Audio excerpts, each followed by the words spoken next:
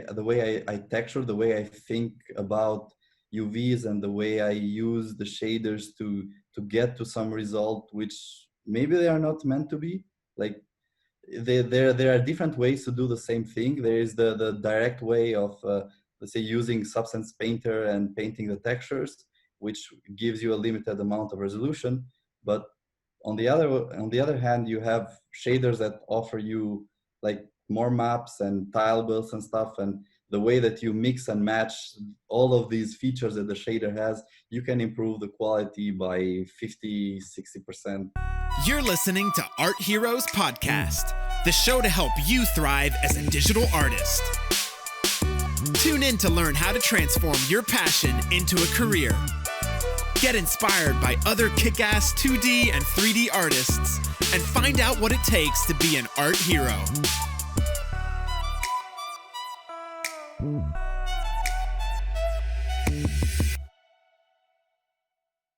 Hello guys, welcome to the Art Heroes podcast. This is Maria JD. So happy to have you back here with us this week. And this episode is a little bit of a greeting from the past because we recorded this conversation with Gans just before the lockdown started, and I'm really excited to release it now because we're dreaming about travel and we're talking about the industry and how it was just before we all started panicking maybe too much. Anyway, Gans, an amazing artist from Albania, living in Montreal currently, and we're having a little bit of conversation about video games, about life in Montreal, at least what it used to be. I'm sure it's going to be back to its normality really, really soon, if not yet. Anyways, welcome Gans. Thank you so much for tuning in, and let's dive into it. Hello, Gans. We're now live. Thanks so much for coming to the show. Hey, thank you for the invite. No, the pleasure is always 100%. So, guys, for those of you who are just connecting, this is Genci Buxheli right now, live from Canada, from IDA's Montreal, and that's a part of Square Enix. And Gans is an amazing artist. Moved to Canada from Albania several years ago, has an amazing story. So just hopefully you can say something about this, right, Gans? Oh, sure. There's a lot to say. Okay. So then let's get started. What was there in the very beginning for you? How did you start in art, in 3D, all of this? Well, I started when I was like very, very young. I was like 10 years old. And back in the days, the computers were very, very slow. And well, I was living in Albania, so there was no information whatsoever of what 3D is, how you do 3D, how you do characters.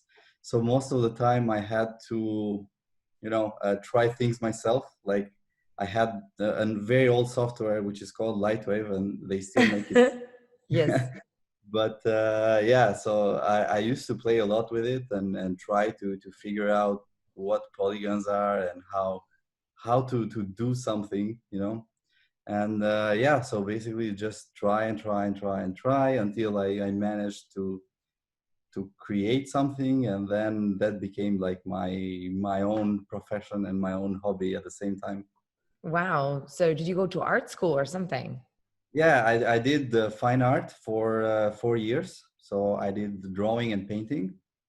I actually really wanted to go to sculpture, but it was not possible back in the days. So I had to take like painting classes instead, which I was not very fond of.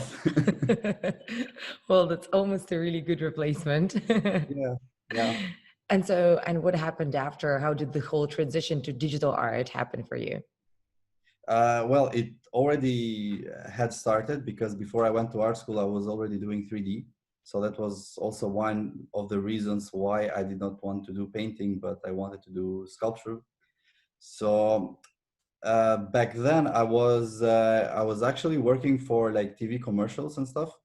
So I was trying to do like I was trying to implement characters into TV commercials, which was very early back in Albania. So it was like most of the stuff that we did, they were revolutionary, let's say, for the time.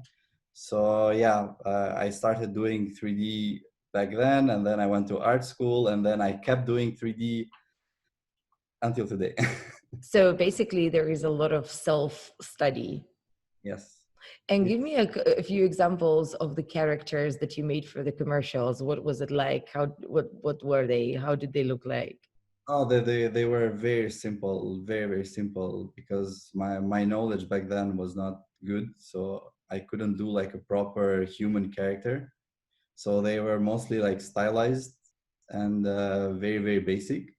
But I think that the one of the hardest thing that I had to do was to integrate one 3D character with a real human in a TV commercial. Yeah, so I had to model the character, and I had to do the animation, and I had to do the integration and everything. And of course, we didn't know anything about compositing back then, so I was doing almost everything frame by frame, which is crazy nowadays. But well, it worked. It worked back then. You know? Oh, wow. Okay.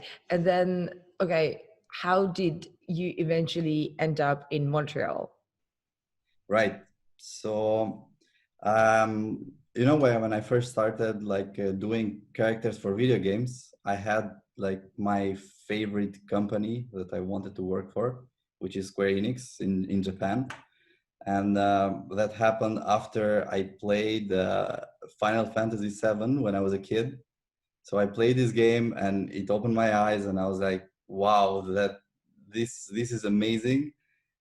I don't know what they did and how they did it, but I want to do that. So yeah, I started doing like small. Well, I started doing some small characters for mobile games and stuff, and I always wanted to basically work for Square Enix at some point in my career. And then when I had this offer from Eidos Montreal, I was shocked and amazed, and I did not expect it at all. And I knew that this was a direct connection with Square Enix at the same time. So I really went for it, and here I am now. Wow. So would you say there was like a lot of luck, or was it a very concrete goal setting? Like, that's where I want to be. That's the studio that I want to be part of. And then like just planning your way through. No, actually, there was no planning at all, because my my whole idea was that, oh, okay, I'll keep freelancing until something big happens, like some major studio wants me, and that's exactly what happened. Like, they contacted me, and it was pure luck, and it was maybe the right moment, the right time, the right way of communicating. So yeah, that's it. Wow. All right. Interesting. So, and I also know that I'm not sure if it's public information. I hope it is, that you recently got like promoted from character artist to lead artist. Yes. So Okay. I went through all the stages. Yes. Okay. Talk to me about this, because I think this is quite interesting, Yeah. actually going through all the stages in the studio, and what is the artist career like internally, really? Right. So when I first started there, I started as an intermediate character artist, because I did not really have on my portfolio. I did not really have like AAA games and stuff that I could really show to tell them that this is me, this is what I can do. So of course they couldn't trust me with a senior character artist position.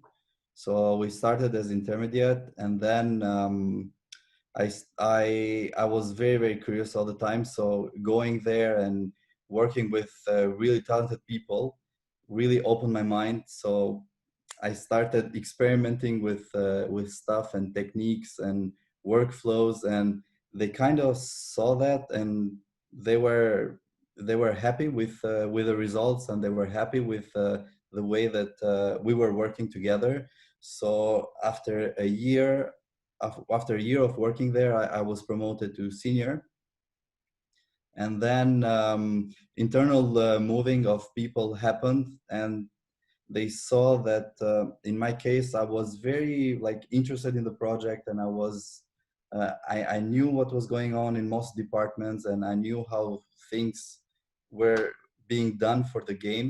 and they saw that as a way of putting someone in charge who does communicate with other departments and knows what's going on. So of course you have to have the skills as well, and the art knowledge and everything, but also you have to be a bit proactive, which is what I hope I'm still doing now. So Cool.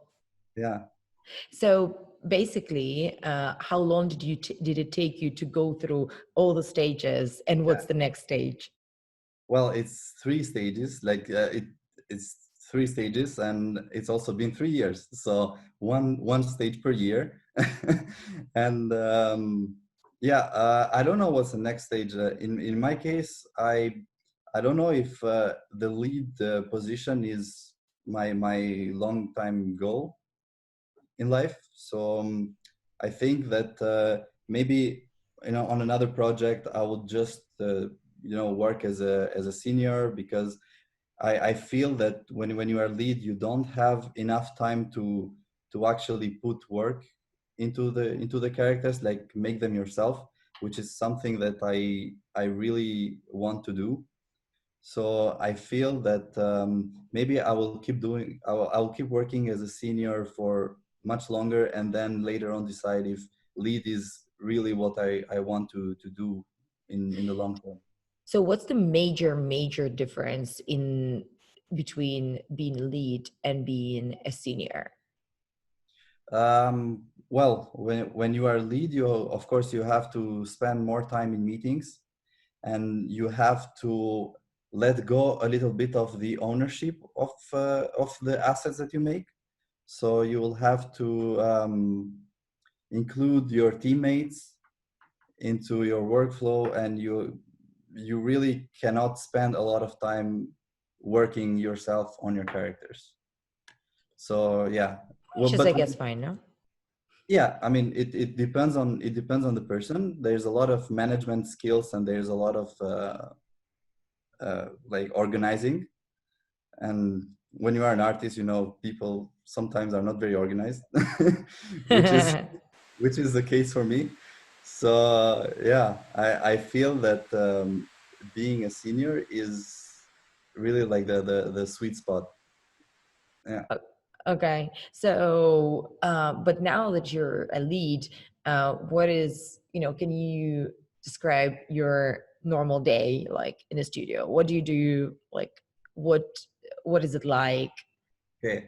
So yes, well, it starts with meetings in the morning. Like there's a one or two meetings, and then I'm not bothered, but I'm not asked to do other stuff until 3 p.m., like 2 or 3 p.m. So I have like 2 to 3 hours to work on the character that I'm working on, and maybe sometimes talk with my teammates and review what they are working on. And if I have an idea, I will tell them how to do something, or if they want to ask me something, then we take care of things. And yeah, the other part is going back to the meetings, and that's it. That's the day. Okay, I see. So it's like a lot of feedback exchange as well in between. Yeah, a lot of Okay. feedback. All right. Well, that is interesting. And I'm not asking you directly, but about the projects that you're working on, because I assume it's like Yeah, hugely it's covered with all the NDAs. yeah, exactly. Yeah. So, how long does it, guys, normally take you to complete the project until it's published and you can actually talk about it finally? Well, it really depends. It's definitely more than 3 years. So yeah, I've been working on this project for more than 3 years now, and it's not announced yet. So it really depends on the production. Sometimes you can talk about it, sometimes you can't, and sometimes they announce it earlier. So yeah. So for the past 3 years, since you moved to Canada, you've been working on the project and you still haven't been able to talk about it. Exactly. And I don't have anything to show on my personal portfolio. So it's like for so far, the 3 years have been like blur. Yes. Yes, but you know they really they go by fast. They really go by fast. When you love your work and you love what you're doing, it's really not a big deal. Like to me, it feels like yesterday that I arrived in Montreal and I started working at IDOS, and so far it's been great. It really has been great. Wow. And what is it like in general, like living in Montreal as an artist? Is there a big community? Is there like Yeah, life? yeah. Montreal is very lively. There's a lot of artists. There's a lot of video game studios here, and people tend to get together usually Fridays after work, and you know, go to some bar and gather. We do that maybe once a month. Like we do a bigger gathering with people, and it's very very good because you get to meet people from different companies, and you get to, you know, share experiences, and you get to learn how they do things and how you do things.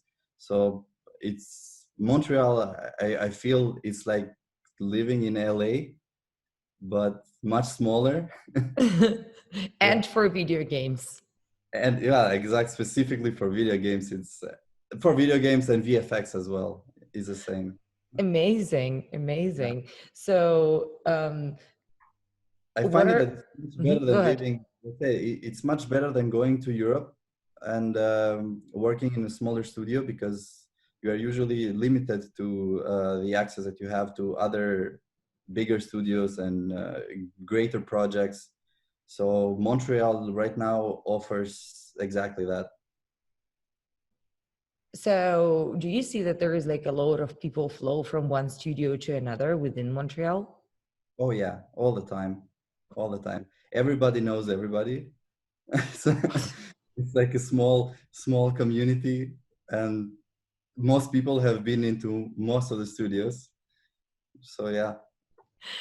And where do you see in general yourself in, let's say, 10 years or something?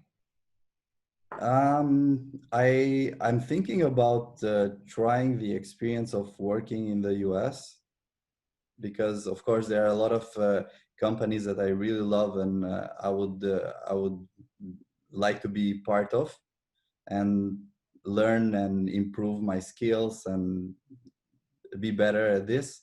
And then of course I will go back to freelancing, because that's the better way of living, I think. In what sense? In like sense of managing your time or like money Exactly. or what?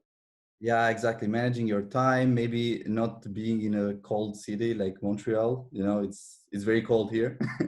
So yeah, yeah, exactly. Like going somewhere where you feel comfortable, where you feel good, and you do the job that you love. So that's like the main goal in my life. Yeah.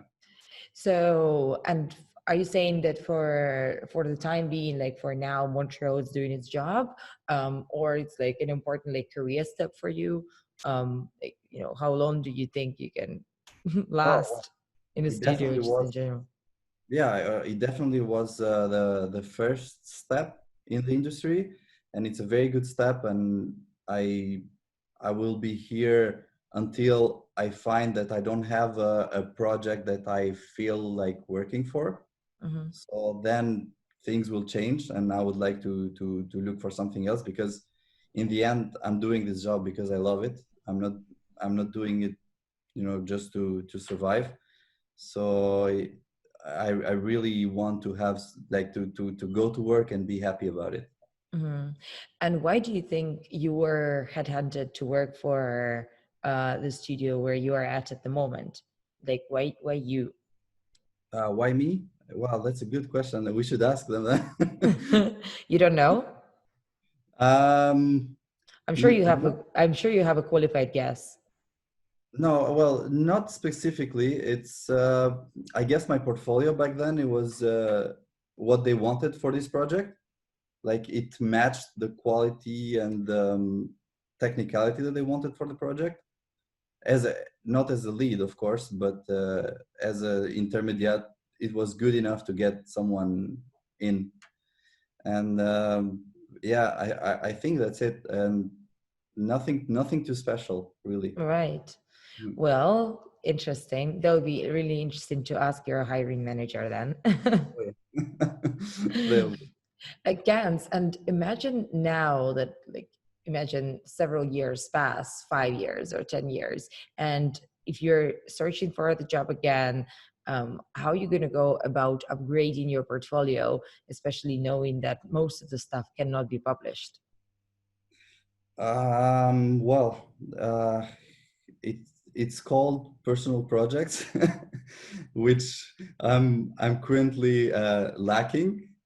I mean, I've been doing some stuff, but I haven't published anything, and that's because I have a goal that where I don't want to do something that's, just do something quick and then publish it and just to fill in the void of the portfolio. But what I want to do is I want to improve on improving technical level of what I can do and show it with my personal project. So I'm taking my time because at the same time I'm learning new things, and I want to try new things when I do my personal project. And then when I have like some things to show, then if I want to apply for another job, I can just show my works, and that's it. Yeah. Okay. So basically, this is still something that you will need to work on in the Exactly. future. Yeah. Yeah. Okay. You've got time. You're not in a rush, anyways. Not in a rush. Not in a rush. No, I'm no. good where I am right now. I'm not really. I had a few offers, of course, and I'm not really interested to move right now unless everything is done here, and I feel like I need to change my project and stuff. Yeah. So for the time being, I'm very happy where I am. I'm really excited to hear when the project you're on will be published. I'm like almost anxious to know what's that. Thanks. Yeah, me too. Yeah. So, oh, I hope you know a little bit better. And so, when is it going to be live? Do you know? Is there a release Well, date? I know, but I cannot say. Oh, okay. You can't even Yeah. say that. Geez.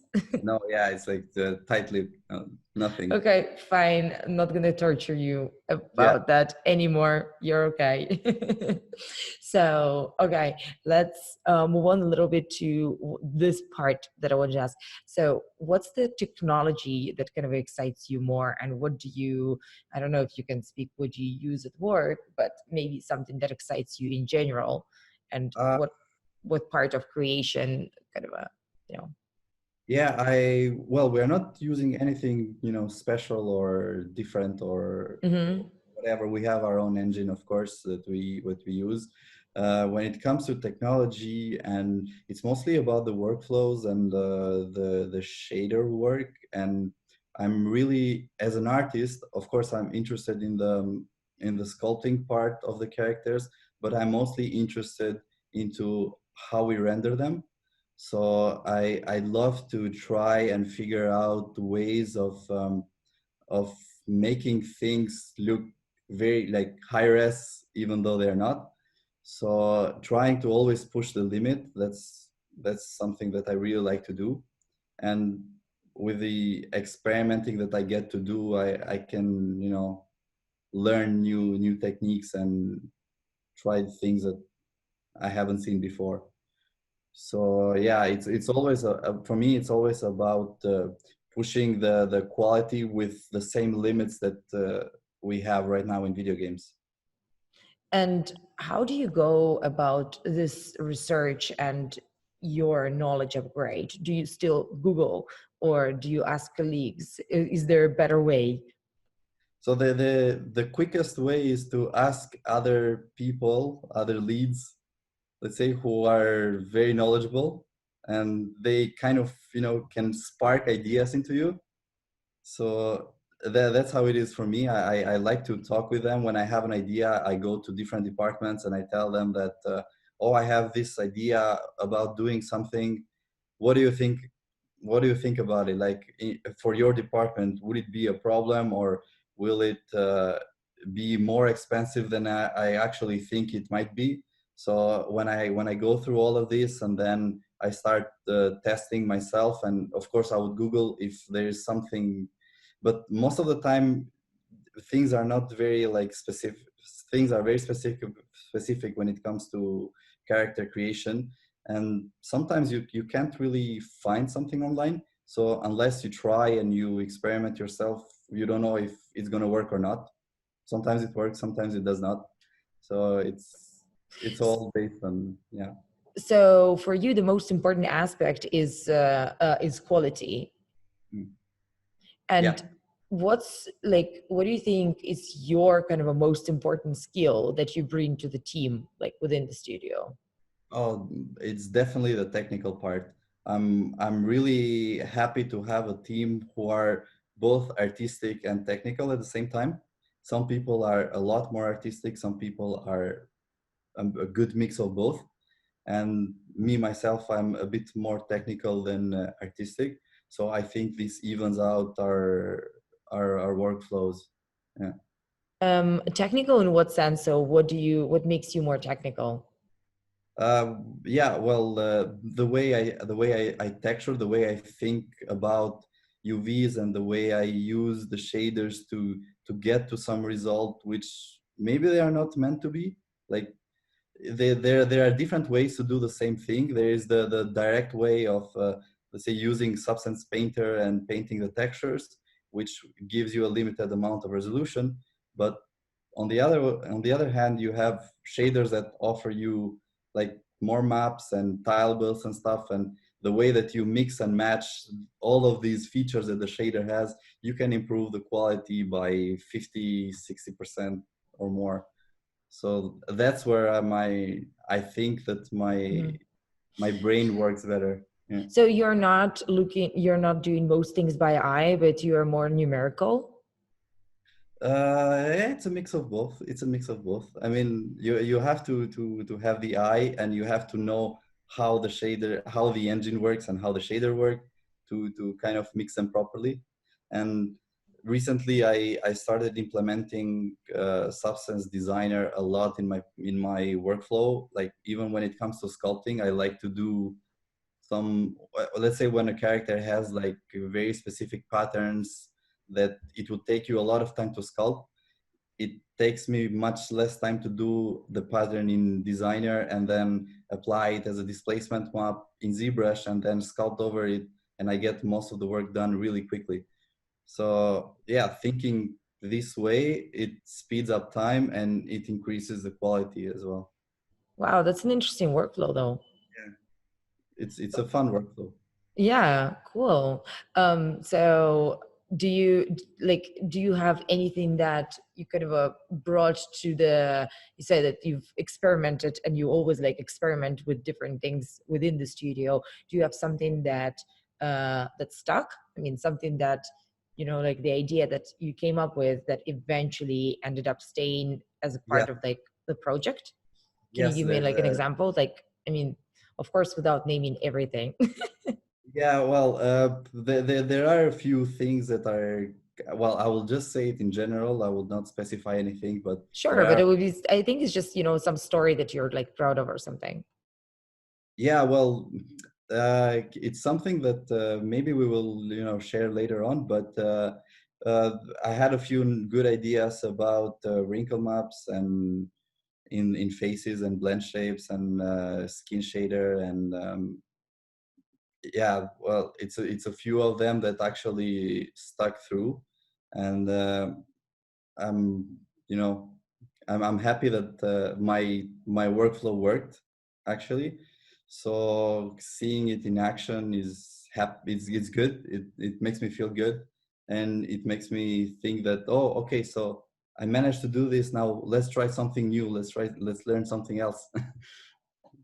Okay, so eventually like a couple of workflows are implemented in the project that you're working on. Yes, definitely. Nice. Yeah, That's well, cool. yeah, it's fun. Yeah, definitely. All right. So now, Gens, let's go back a little bit to like a little bit back to basics. How many Albanian artists do you know? Do you know any other Are Albanian in digital the industry? artists? In the industry, I know two more, What's the population of Albania? or like 3 point something million. Okay, so okay. Not not not too many. Yes. And how do you feel being an Albanian artist? Do you think you have any influence from where you're from to your art in general? No, I don't think so. Not really. I always I always followed the artists who are very different.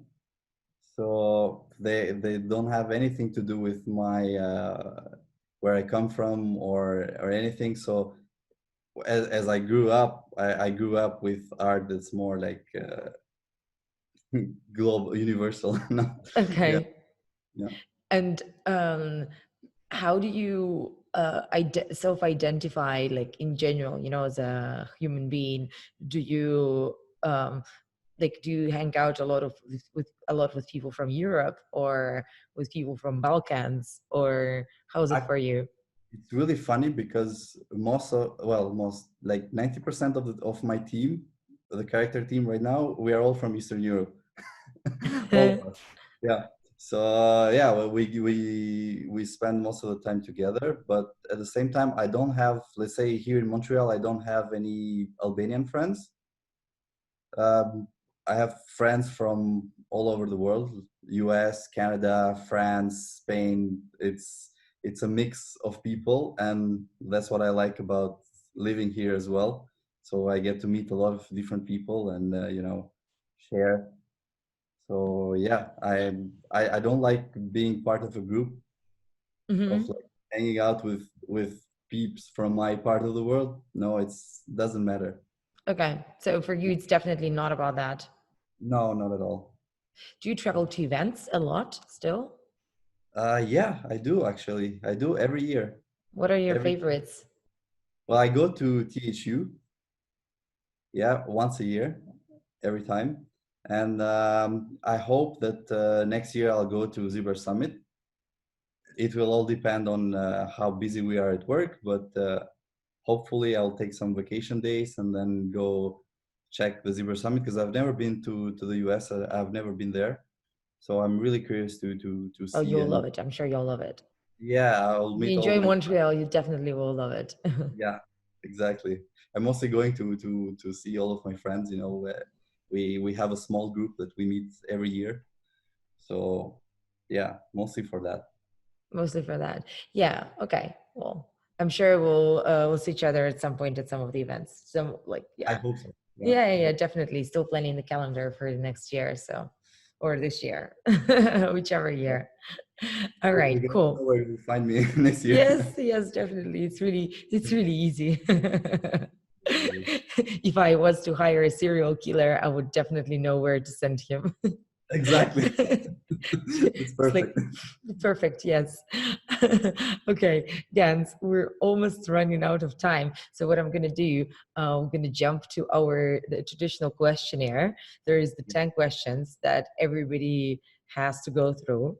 Okay. Um, so I'm just gonna ask you, and you've got like one sentence for each. So let's go. Um, you ready? Yeah, yeah, go. Okay. What's your favorite place in the world? Montreal right now. Love that. What do you listen to while you are working? I don't. I put my headphones on silent mode, so I don't hear anything around me. So those are the noise canceling Yeah. noise canceling headphones. Okay. What's your best way to gain inspiration? Art station. Um, and what's your big life goal? Happiness. The favorite drink? uh, Gin tonic. First thing that you do in the morning after you wake up? Breakfast. Always. Always. What do you do for breakfast? Well, I changed. It's like different. Okay. Basically, I don't have a lot of time in the morning, so But quick thing. still, you have time for breakfast, definitely. Yeah, always, always. I'll always find time for breakfast. Perfect. What's your recent favorite like book or movie? Depends on what you're in. I don't really have one. right Okay. now. Like I watched a lot of movies recently, but I don't have a favorite. What's the one that you would always recommend? Just like your favorite Oh, movie? The Others. The others. Yeah, I really loved it. It's an old Why? movie. I don't know. It has a twist in the end. Like it's really for me, it was mind blowing. Okay. I haven't Yeah, watched it. I'll add it to my list. yeah, you should actually. It's Yeah. very good. Okay. Who are some of your legends, like people and artists that you follow? Frank Tsang, Grassetti, Gio, Napkil, um, Adam Scott, many of them. Okay. And what are some of the top things on your bucket list? Go to Japan. Really? Yeah, it's like my all-time dream to go there vacationing, like spend a few days, and yeah, I hope to do it soon. You should. I mean, just take vacations and go. I mean, what's End of project, I'm gone. exactly? Yeah, Just take a week. yeah, Like, I'm definitely gonna do that. Yeah. yeah, it shouldn't be that hard. But yeah, I love that idea. I've Definitely. been vacationing a lot in in Mexico and parts of like America, and it's really good. So yeah, Cool. All very good. right. That's kind of it. Thanks so much. That was efficiency. Yeah. Very efficient. And I'm still surprised that you're awake because, I Yes, mean, you did it to yourself. You scheduled it for midnight. I know. As soon as I turn off the computer, I'll go to sleep. So it's gonna be great. Because it's almost breakfast time, like a little bit Almost. more. I Maybe I will should stay wait for, and then go. yeah. Maybe we should stay for breakfast. Well, thank you very much for having me. No, thanks, Gans, and enjoy the rest of the night. And best of luck with the project. I can't wait to hear what's that really. I will let you know. Thank you very much. All right, ciao. Have a good one. Thank you guys for listening. And if you have any suggestion on who you'd like to hear speaking on Art Heroes podcast, we would like to hear from you. Please leave us a note just here in the comment section if you're watching this on YouTube, or just drop us an email to contact@artheroes.co. We would love to have your favorite people from the industry on this podcast. And I'll see you next week, exactly in 7 days. Cheers.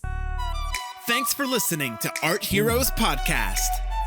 Check out www.artheroes.co for show notes, more interviews, and free tools made for you by our team of mentors. Tune in next week for more inspiration, and keep up the great work, hero.